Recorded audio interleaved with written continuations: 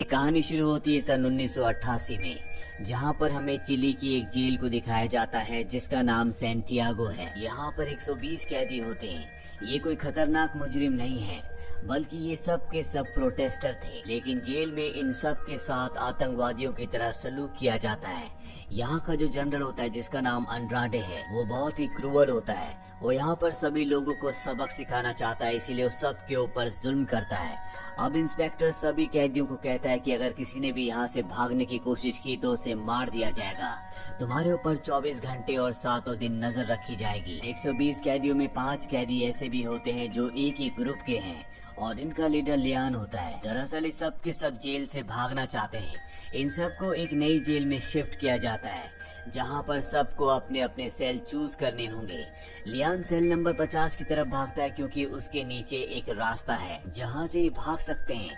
लेकिन जब वो सेल नंबर 50 पर पहुंचता है तो देखता है कि पहले से उस सेल को किसी ने ऑक्यूपाइड कर लिया है, इसीलिए उसे सेल नंबर 51 में जाना पड़ता है। लेकिन लियान के जो बाकी दोस्त होते हैं वो सब के सब उन्हीं सेल्स को ऑक्यूपाई कर लेते हैं जो उनके प्लान के अकॉर्डिंग उन्हें करना था। उनमें से 2 लियान के पास आते हैं। वो कहते हैं कि तुम्हें सेल नंबर 50 में जाना चाहिए था। लियान कहता है कि ये फर्स्ट फ्लोर पे था, इसीलिए मुझे आने में देर हो गई। तुम्हारे जो सेल्स थे वो ग्राउंड फ्लोर में थे, इसीलिए तुमने उन्हें ऑक्यूपाई कर लिया और अब इन्हें किसी भी तरह से इस जेल से भागना है, जो कि इतना आसान नहीं होगा। यहाँ पर जितने भी कैदी होते हैं उन सब से वही काम करवाया जाता है जो काम इन्हें आता है। लियान अपने 2 साथियों से कहता है कि हमें किसी भी तरह से सुरंग बनाकर यहाँ से निकलना होगा। दरअसल लियोन एक आर्किटेक्ट है और उसने अपने कदमों से नाप लिया होता है कि उसे 210 फुट लंबी सुरंग बनानी है। जो सुरंग यहाँ से पास ही में एक नदी के पास निकलेगी और वो नदी पूरी तरह से पाम्स के ट्रीज से कवर है, यानी कि अगर किसी तरह से सब के सब वहाँ तक पहुँच जाए तो इस जगह से आराम से भागा जा सकता है। लेकिन इनका सबसे बड़ा सवाल ये होता है कि अगर ये इतनी लंबी सुरंग बनाएंगे तो उसकी मिट्टी को कहाँ फेंकेंगे, क्योंकि यहाँ पर चारों तरफ 24 घंटे और 7 दिन का पहरा होता है। अब जब ये सब के सब प्लान बना रहे होते हैं तभी यहाँ पर एक कैदी जिसका नाम पाउलो होता है, वो इन सब को देख लेता है। वो समझ जाता है कि ये कुछ न कुछ करने वाले हैं, इसीलिए वो इनके पास जाता है और कहता है कि तुम जो भी प्लान बना रहे हो मैं तुम्हारे प्लान में शामिल होना चाहता हूँ। इन तीनों को पाउलो पर विश्वास हो जाता है और पाउलो को भी ये अपने प्लान में शामिल कर लेते हैं। ये पाउलो से कहते हैं कि अगर तुम्हारे पास यहाँ से निकलने का कोई अच्छा प्लान है तो हमें जरूर बताना। और अब लियोन अपने दोनों साथी राफेल और पैट्रिशो के साथ नीचे एक सेल में जाता है जहाँ से सुरंग बनाने की प्लानिंग करते हैं। लियोन कहता है कि सुरंग बनने में बहुत दिन लगेंगे, इसीलिए हमें दीवार की तरह दिखने वाला एक बोर्ड बनाना होगा ताकि हम उस सुरंग के छेद को उससे कवर कर दें और किसी भी सिक्योरिटी को ना पता चले कि यहाँ पर हम सुरंग बना रहे हैं। अब इनका एक और साथी जो हमेशा गिटार बजाता है वो सेल के अंदर आता है।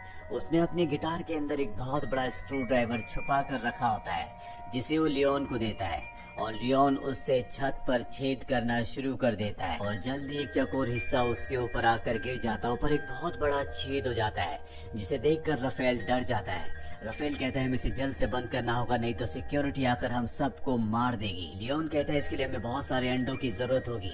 ये हिस्सा जो टूट चुका है इसको हम बारीक पीस कर इसमें अंडे मिलाएंगे जिससे हम एक प्लास्टर बना देंगे। और अब ये सब के सब अपने काम में जुट जाते हैं। वही इनका वो साथी जो बाहर गिटार बजा रहा होता है ताकि सबका ध्यान अपनी तरफ डाइवर्ट कर सके, वो अपनी गिटार में वो धुन बजाना शुरू कर देता है जो खतरे की होती है, यानी कि यहाँ पर सिक्योरिटी आने वाली है। और ये जल्दी जल्दी उस प्लास्टर को जो ऊपर से टूटा होता है उसे चूरा चूरा करना शुरू कर देते हैं।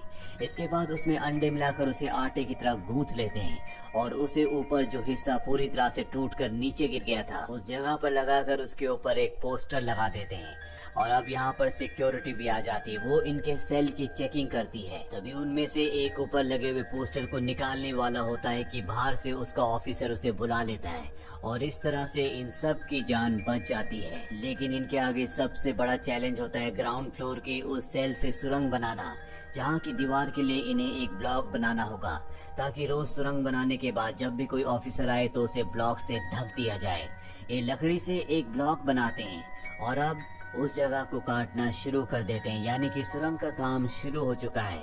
तभी इन्हें पता चलता है कि सिक्योरिटी ऑफिसर यहाँ पर आ रहा है, इसीलिए जल्दी से उस जगह को जहाँ पर इन्होंने दीवार तोड़ना शुरू किया था उसे सामान से कवर कर देते हैं और अपने अपने काम में लग जाते हैं। सिक्योरिटी ऑफिसर को इन पर कोई भी शक नहीं होता और वो इस जगह से चला जाता है।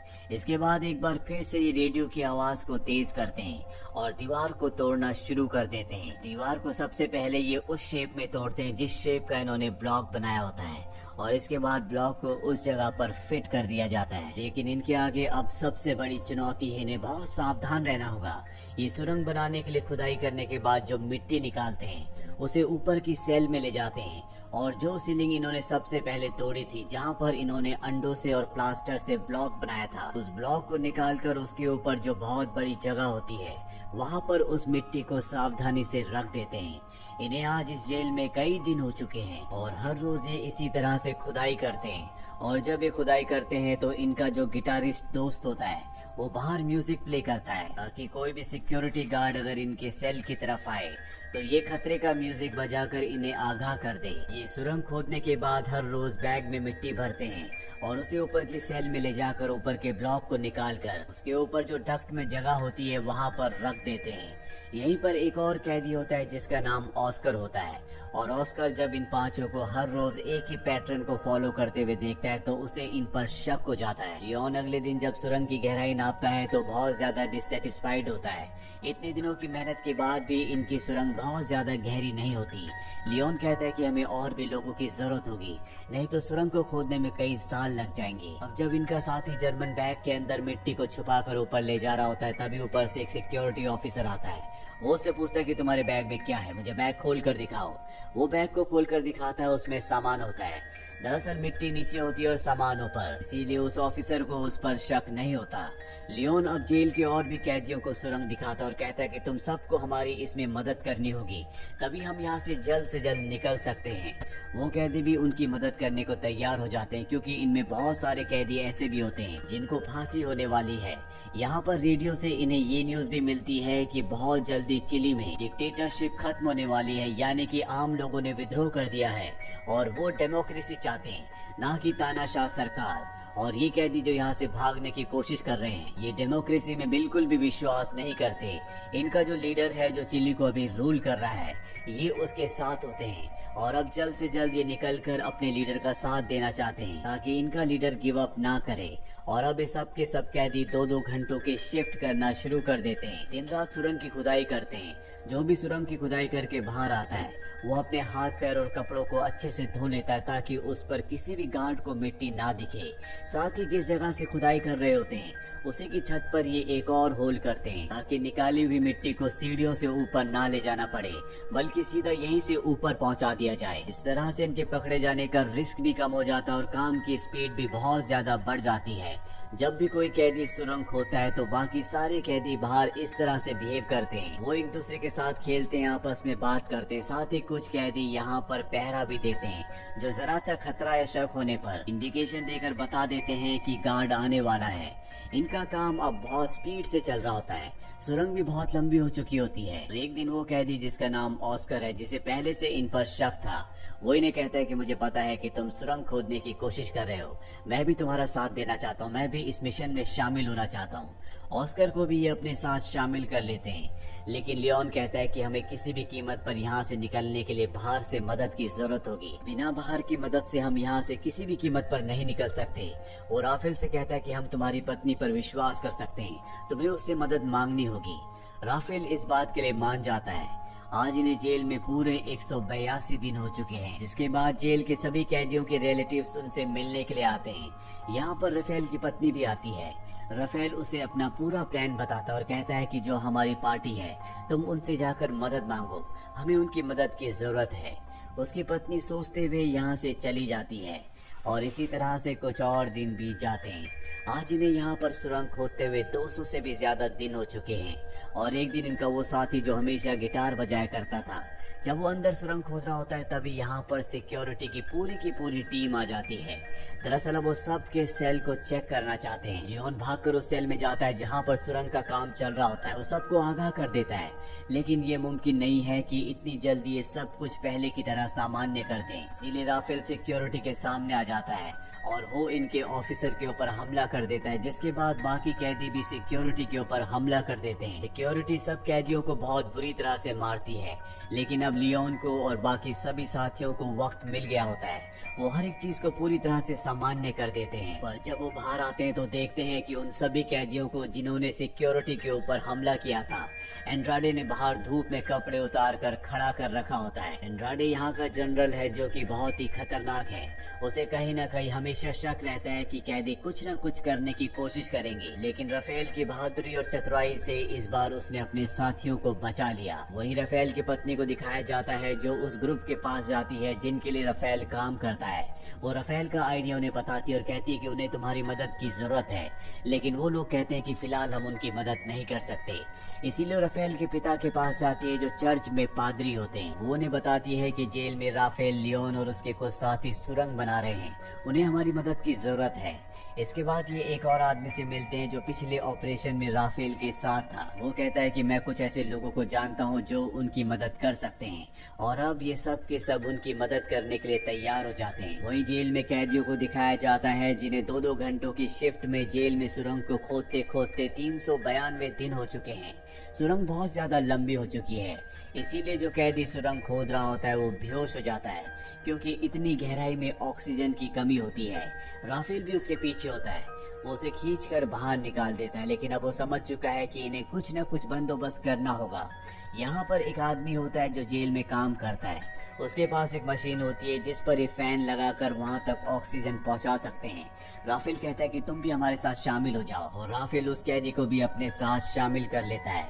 इसके बाद उस मशीन, उस मोटर से जो उन्होंने कैदी से ली होती है, उस पर एक फैन लगाते हैं और प्लास्टिक के जरिए वहां तक ऑक्सीजन पहुंचा देते हैं जहां तक ये सुरंग खोद चुके हैं। लेकिन अभी भी इनकी मंजिल बहुत दूर है, और अब सुरंग खोदते खोदते इन्हें 413 दिन हो जाते हैं। और एक दिन जनरल एंड्राडे जेल के एक कैदी को अपने पास बुलाता है जिसका नाम बिगॉट है। वो बिगॉट को कहता है कि जेल में मुझे लगता है कुछ न कुछ गड़बड़ है, तुम्हें मुझे बताना होगा कि कैदी क्या करने की कोशिश कर रहे हैं। बिगॉट कहता है कि मैं आपकी मदद जरूर करूंगा। वो बिगॉट को एक सिगरेट का डिब्बा देता है।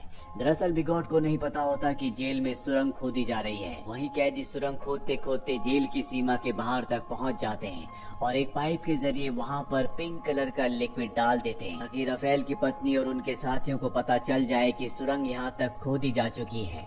अगले दिन राफेल के पिता जेल में उससे मिलने के लिए आते हैं और उसे बताते हैं कि जहाँ तक तुमने सुरंग खोदी है अब भी तुम्हारी मंजिल वहाँ से काफी दूर है, हमें 42 फीट और सुरंग को खोदना होगा। इसके बाद उसके पिता चले जाते हैं और ये एक बार फिर से सुरंग को खोदने में लग जाते हैं। और जब इन्हें 558 दिन सुरंग को खोदते खोदते हो जाते हैं तो भूकंप आता है जिससे जेल की हर एक दीवार हिल जाती है।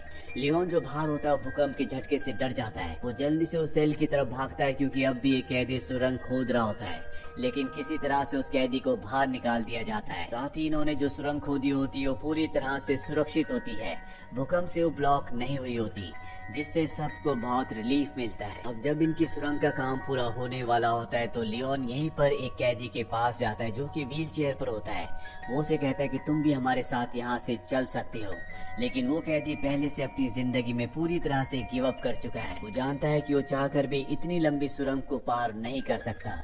वो कहता है कि जल्द से जल्द तुम सब यहाँ से निकल जाओ, मैं तुम्हारे साथ नहीं आ सकता। वहीं इनका सुरंग बनाने का काम खत्म हो चुका है।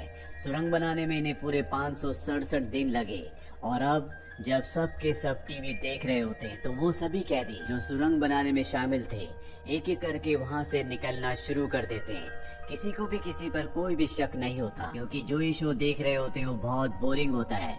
वही टनल के अंदर हमें 49 कैदियों को दिखाया जाता है जो एक के पीछे एक लेटे होते हैं। सबसे आगे राफेल होता है जो कि अपने साथियों का ऊपर आने का इंतजार कर रहा होता है। बिगॉट को दिखाया जाता है जो बाकी कैदियों के साथ टीवी देख रहा होता है, जो कि जनरल एंड्राडे के लिए काम करता है। वो देखता है कि राफेल के साथ बहुत सारे कैदी यहाँ पर नहीं है। उसे राफेल पे शक होता है, इसीलिए वो उसके सेल की तरफ निकल पड़ता है, लेकिन तभी उसके सामने वो कैदी आ जाता है जो व्हील चेयर पर होता है। वो उसे रोकने की कोशिश करता है, लेकिन वो किसी तरह से उस सेल में पहुंच जाता है जहाँ से सुरंग खोदी गई है। वहाँ पर सिर्फ अब ऑस्कर बचा हुआ होता है।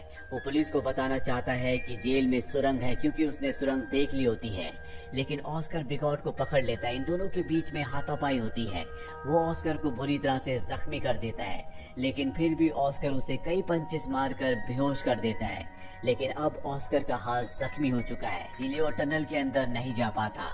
टनल के अंदर बाकी सभी कैदियों को दिखाया जाता है जो बाहर अपने साथियों के आने का इंतजार कर रहे होते हैं। और अब राफेल की पत्नी बाकी सभी लोगों के साथ यहाँ पहुँच जाती है। एक एक करके सभी को सुरंग से बाहर निकाल लिया जाता है। इनके लिए यहाँ पर कपड़े भी लाए होते हैं और साथ ही यहाँ ब्रिज के ऊपर एक बस होती है जिसमें सब के सब जाकर बैठ जाते हैं। लेकिन ऑस्कर अब भी नहीं आया होता, इसीलिए सब उसका इंतजार करते हैं। वही हमें जेल के अंदर दिखाया जाता है जहाँ पर वो कैदी जो व्हील चेयर पर होता है वो सबको बता देता है कि राफेल की सेल के अंदर एक सुरंग है, तुम वहाँ से भाग सकते हो। सबके सब उस सेल की तरफ भागना शुरू कर देते हैं, जिससे सिक्योरिटी को शक हो जाता है। बहुत सारे कैदी टनल के अंदर चले जाते हैं, लेकिन सिक्योरिटी एक एक करके कई लोगों को खींच लेती है। यहाँ पर सायरन बजना भी शुरू हो जाता है और सायरन की आवाज जब बस में बैठे कैदी सुनते हैं तो तय करते हैं कि अब उन्हें यहाँ से निकलना होगा। हालांकि लियोन और राफेल का साथी जर्मन कहता है कि मैं ऑस्कर को लेने जा रहा हूँ। वो ऑस्कर को लेने के लिए सुरंग के पास चला जाता है, लेकिन अब बाकी सभी कैदी जानते हैं कि उन्हें यहाँ से जाना होगा। खतरे का सायरन बज चुका है, कभी भी सिक्योरिटी यहाँ पर आ सकती है, इसीलिए बस को स्टार्ट करके वो यहाँ से निकलने लगते हैं। लेकिन तभी पीछे से जर्मन भागते हुए आता है। वो बस में चढ़ जाता है और बताता है कि ऑस्कर सुरंग से बाहर नहीं निकला। वही ऑस्कर को दिखाया जाता है जो अब भी जेल में होता है।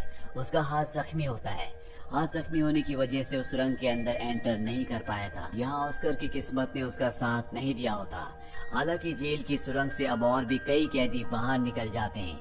वहीं वो कैदी जो बस में यहाँ से निकल चुके हैं उन सबको नकली आईडीज और पैसे दिए जाते हैं, जिसके बाद 3-3 के ग्रुप्स में सबको अलग अलग जगह छोड़ दिया जाता है।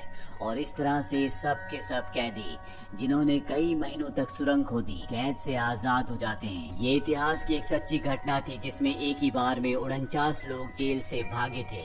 50वां ऑस्कर था जो कभी जेल से नहीं भाग पाया।